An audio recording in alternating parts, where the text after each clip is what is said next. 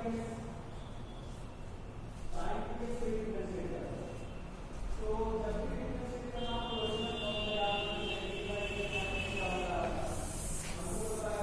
Students,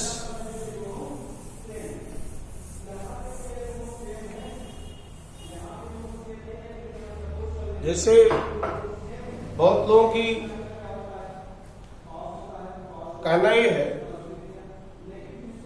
इस तरह current electricity का न्यूमेरिकल लगवा दिया जाए, तो मैं वही फिर आगे कंटिन्यू करता हूँ। फिर चैप्टर समाप्त होगा, दो तीन दिन न्यूमेरिकल में लगेगा, 2 दिन 3 दिन। उसके बाद जो कहेंगे वो स्टार्ट करेंगे। ओके, तो हम लोग क्वेश्चन नंबर 8 तक लगाए थे।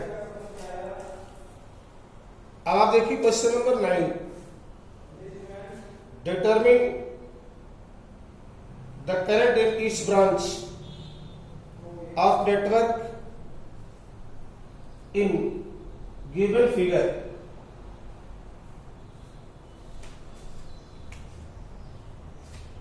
एक ऐसी फिगर दिया है इस तरह से,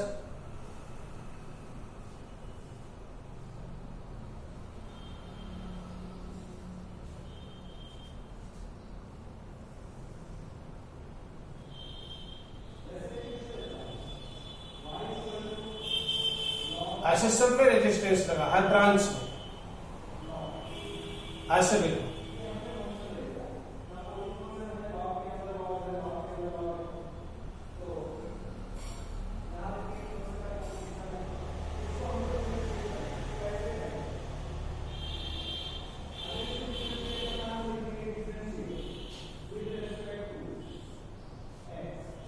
यहां एक सेल लगाने से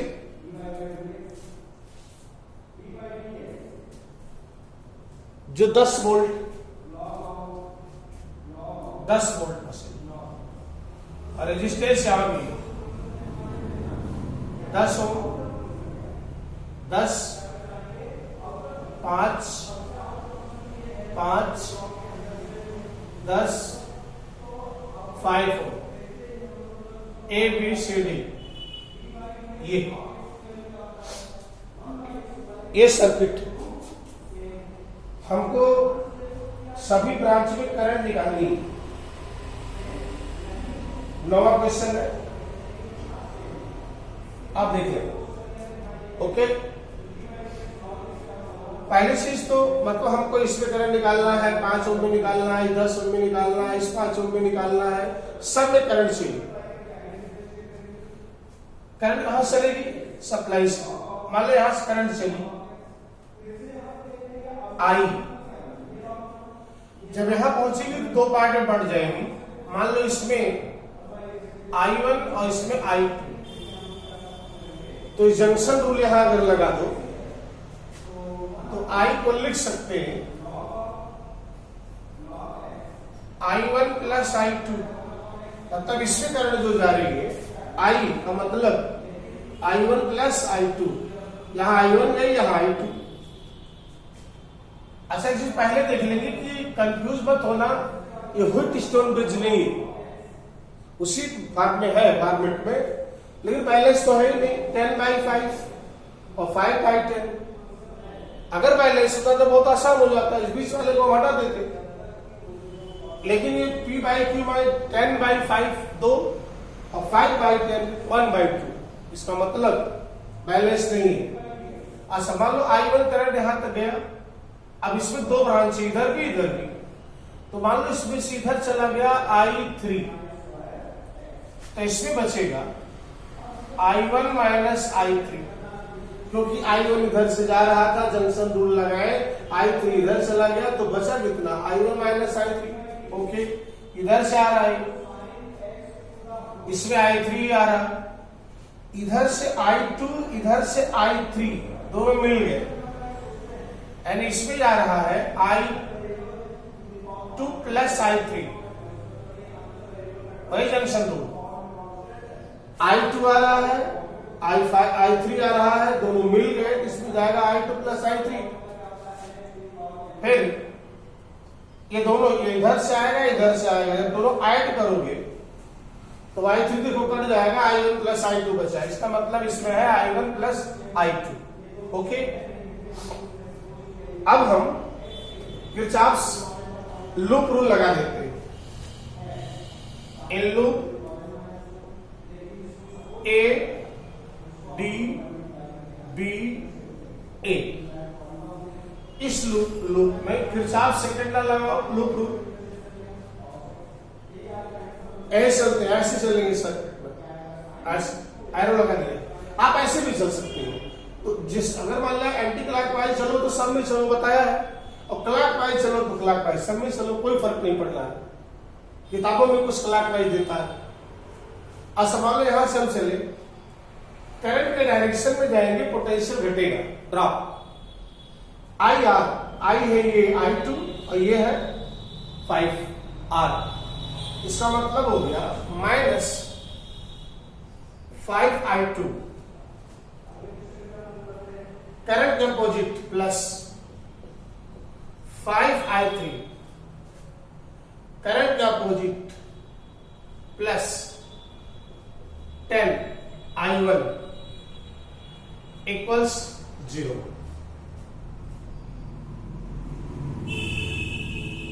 -5 से मल्टीप्लाई कर दो या ऐसे रहने दो, 5 से मल्टीप्लाई करो, ये आएगा 2I1 minus I2 plus I3 equal 0। Equation number 1, right.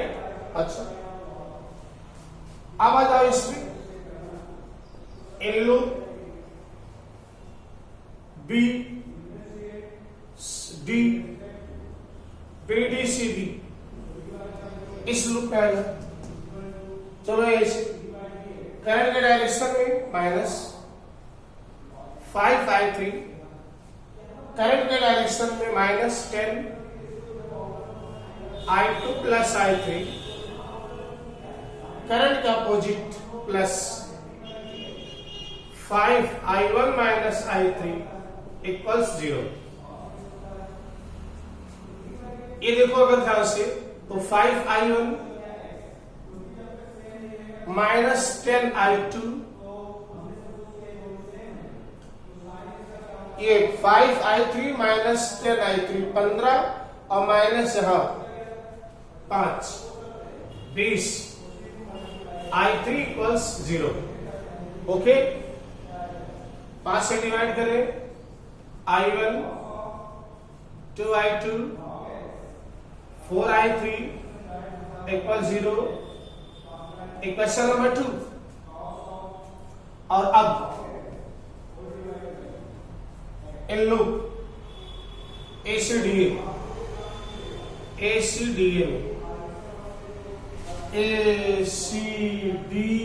मतलब इस लूप, इसमें चले ऐसे, करंट का अपोजिट प्लस 10R, करंट है I1 plus I2, I1 plus I2, cell में प्लस से माइनस लगाए, माइनस 10, करंट के opposite plus 10 into I2 plus I3, current के अपोजिट प्लस 5I2 0। 10I1 यहां है, 10I1, 10I2 और 10I2 और 5I2, 25I2 प्लस 25I2, 10 10 20 और 5, और यहां है 10I3 और 10 को उधर कर दें इक्वल 10।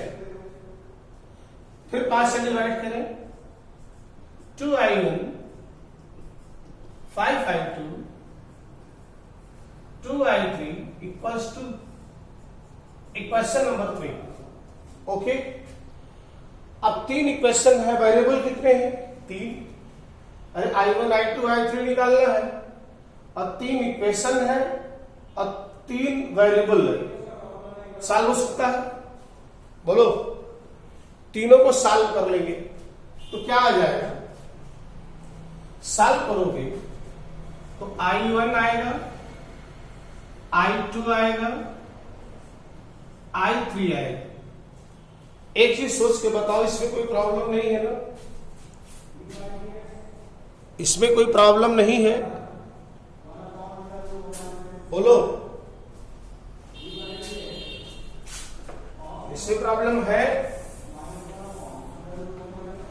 तीनों इक्वेशन को सॉल्व करोगे, I1, I2, I3 ये निकाल लेंगे, फिर जिस ब्रांच में करंट पूछे आप निकाल सकते हो।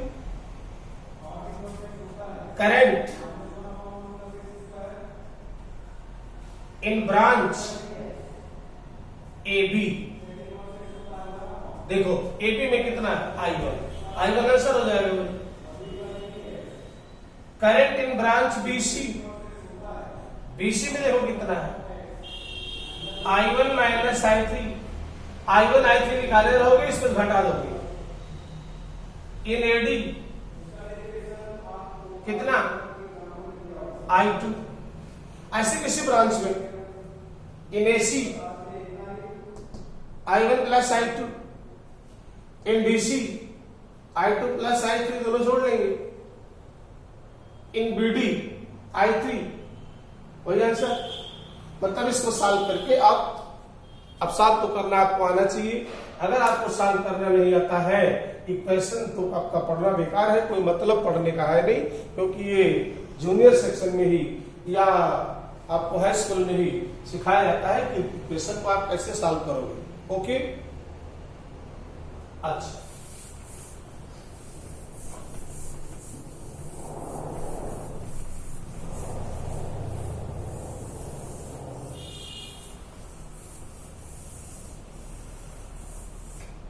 फिर देखिए क्वेश्चन नंबर 10।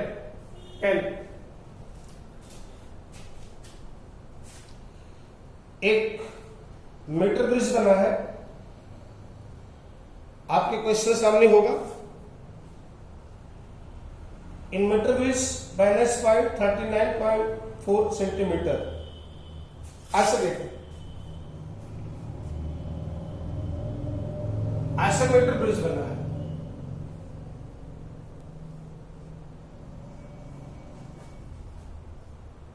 सर्किट में ऐसे यहां वायर लगा तो 1 मीटर लंबा होगा, यहां गैल्वेनोमीटर लगा है, नल पोजिशन दिखा रहा है, ऐसे ये दिखा रहा है 39.5 सेंटीमीटर, यही आपका एल है। यहां रेजिस्टेंस X लगाया है, यहां Y लगाया है, Y। ओके, एक फिगर बना है, कह रहा है अच्छा Y की वैल्यू 12.5 है, ये Y 12.5 ओम है। तो पहले पार्ट में कह रहा है क्या, determine balance point of the bridge if X and I no पहला determine the resistance of X की वैल्यू निकालो। ब्रिज मीटर ब्रिज अगर याद हो X by Y equals L by 100 minus L, X by Y equals L by 100 minus L। Principle पढ़ो meter bridge का, X आ जाएगा L by 100 minus L into Y, L 39.5, 100 minus 39.5 12.5, 39.5 into 12.5 by घटा दे आएगा 61.5, 61.5 और 61 और 60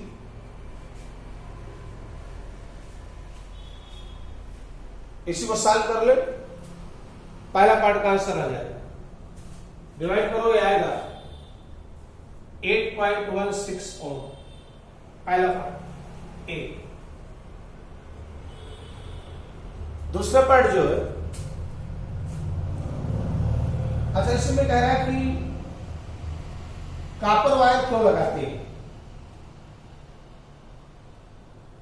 कॉपर वायर की स्ट्रिप, ये जो स्ट्रिप लगी है कॉपर की क्यों लगाई जाती है, पत्ती कॉपर की।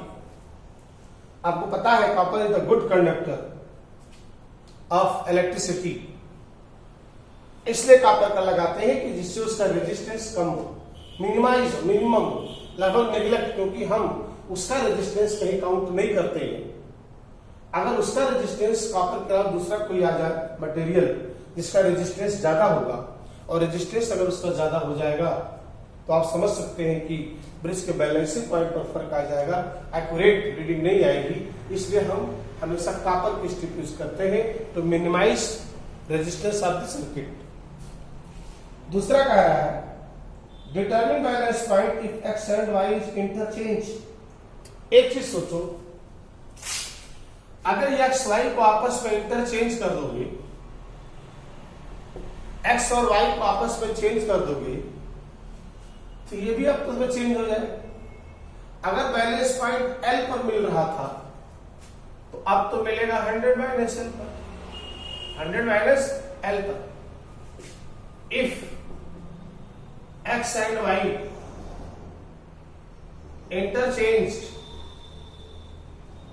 interchanged, then L and 100 minus L also will be changed. Also will be interchanged. तो बैलेंस पॉइंट कब मिलेगा? Balance point found eight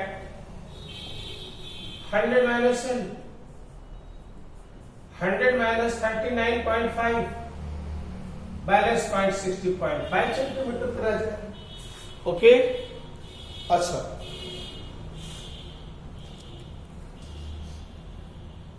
if galvanometer and cell interchange, तब क्या होगा? जरा सोच के देखो, मीटर ब्रिज वाला एक डायगोनल में देखिए लगता है, दूसरे में लगता है। अगर आप सेल और इसको इंटरचेंज कर दोगे तो रीडिंग में कहां फर्क आएगा? कोई फर्क नहीं होगा, क्योंकि व्हीटस्टोन ब्रिज के प्रिंसिपल पे काम करता है, P by Q R by S। तो इसको ऐसे भी तो लिख सकते हो P by R equals Q by S, कोई फर्क नहीं आएगा। इसका मतलब सेल और गैल्वेनोमीटर को चेंज करने पर बैलेंसिंग पॉइंट पर कोई फर्क नहीं आएगा। There is no effect of balance point. Balance point का मतलब इसको जहां टच कराने पर गैल्वेनोमीटर में डिफ्लेक्शन जीरो हो जाए, उसी को बैलेंस कहते हैं कि ब्रिज बैलेंस है। तो there is no effect of balance point कब? जब गैल्वेनोमीटर कभी भी अमीटर में गैल्वेनोमीटर और सेल को इंटरचेंज करोगे तो बैलेंस पॉइंट पर कोई फर्क नहीं आता। ओके, क्वेश्चन नंबर 11 देखो।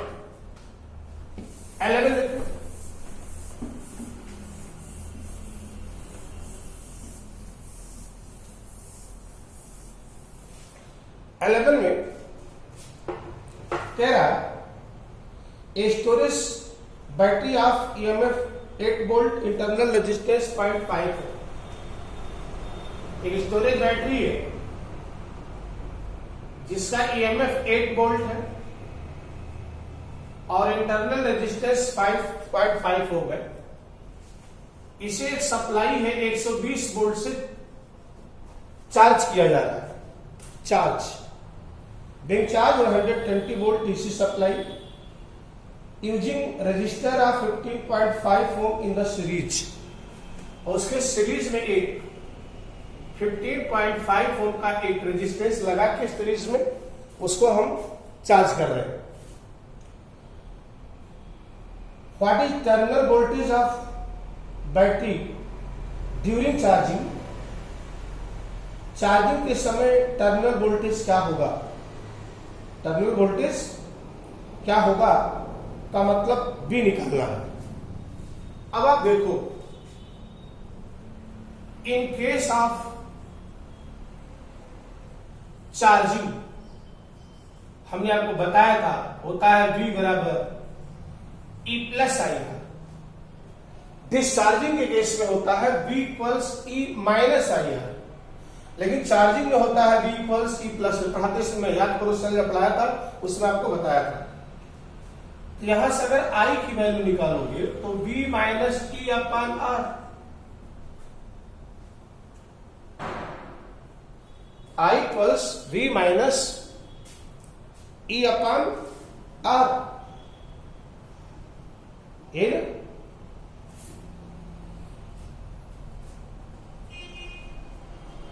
बोलो, वास्तव में एक रेजिस्टेंस और ये भी हम लिख सकते हैं करंट को ऐसे, current I means effective potential difference by total resistance. अरे भाई हम चार्ज कर रहे हैं 120 वोल्ट की सप्लाई से और बैटरी 8 वोल्ट पर है पहले से ही, इसका मतलब 8 वोल्ट पहले से चार्ज है, 120 से आप लगाओगे सप्लाई तो डिफरेंस कितना होगा 112, वही 112 वोल्ट से वो चार्ज होगा। इसका मतलब इफेक्टिव हो गया 120 माइनस 8 और ये होगा टोटल रेजिस्टेंस 15.5 और 0.5 के, ये हो गया 112 और ये हो गया शायद 16 और 16 7 जाए 112, 7 एम्पियर की करंट चार्जिंग के समय बैटरी लेगी। तो फिर उसका पोटेंशियल डिफरेंस कितना, potential difference of battery V equals पढ़ा है, potential difference V equals I R, I 7 R 15.5 कितना हुआ 10 7 105 3, पोटेंशियल डिफरेंस नहीं, बैटरी का पोटेंशियल डिफरेंस दूसरा है, टर्मिनल का नहीं, पोटेंशियल डिफरेंस ऑफ बैटरी। तो आपको पता है V equals E plus I R, ये V equals E plus I R. E कितना 8 वोल्ट पर है, I कितना 7 एम्पियर निकालना, R है 0.5 तो 8 प्लस 3.5 11.5 वोल्ट, ये बैटरी का पोटेंशियल डिफरेंस है। ओके, ऐसे क्वेश्चन आप देखें, question number 12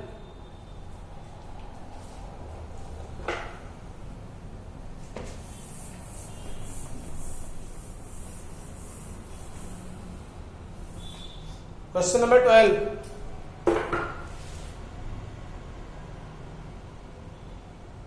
in potentiometer arrangement a cell 1.2 volt gives balance point 35 centimetre. Potentiometer में एक सेल है जिसका बैलेंस पॉइंट मिल रहा है 35 सेंटीमीटर पर और 1.25 वोल्ट की है, बैलेंस पॉइंट मिल रहा है 35 सेंटीमीटर। कह रहा अगर if cell is replaced by another cell, balance point is obtained 63 point। एक दूसरे सेल से जब उसको रिप्लेस कर दिया गया तब बैलेंस पॉइंट मिल रहा है 63 सेंटीमीटर पर। तो अगर आप find out EMF of second cell, तो दूसरे सेल का ईएमएफ क्या है, डायरेक्ट फार्मूला बताया, कंपैरिजन करना, E1 by E2 equals L1 by L2, तो E2 आ जाएगा E1 into L2 by L1, E1 है 1.25, L2 है 63 और L1 है 35। इसी को सॉल्व कर ले, आंसर आ जाएगा 2.25 volt, 2.25 volt. Okay, direct question 12, बहुत आसान क्वेश्चन। इस तरीके से आप क्वेश्चंस को लगाएंगे। ओके, अगर आप एक क्वेश्चन और देखें, क्वेश्चन में दिया है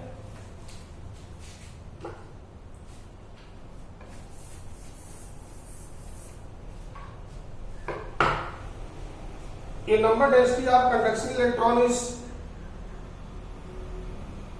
in question is 8.5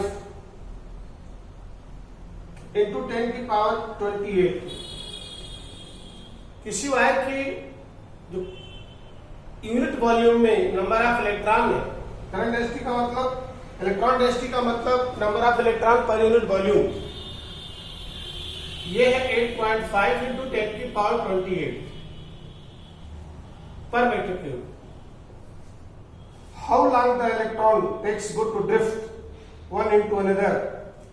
वायर का लेंथ है 3 मीटर।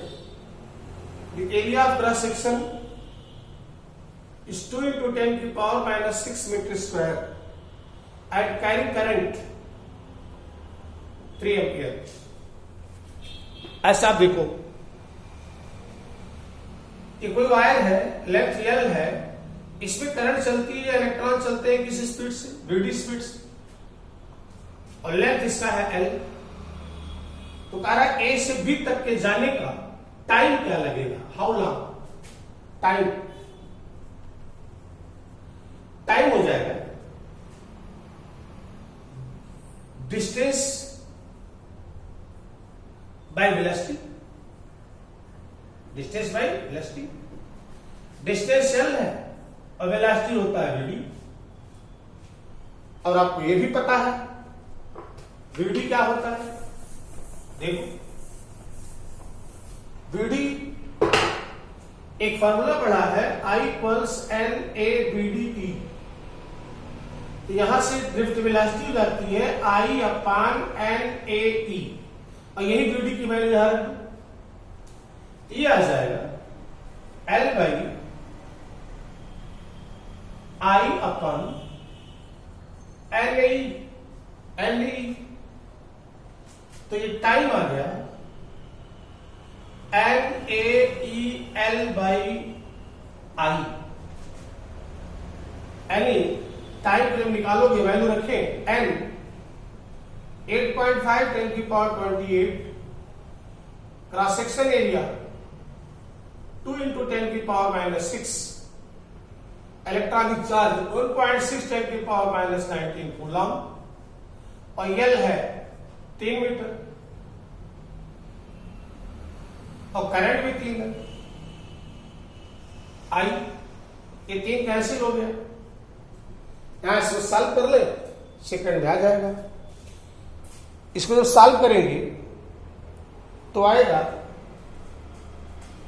2.72 इंटू 10 की पावर 4, 2.72 10 की पावर 4 सेकेंड। और ये भी आपको पता है, ये हो गया 27,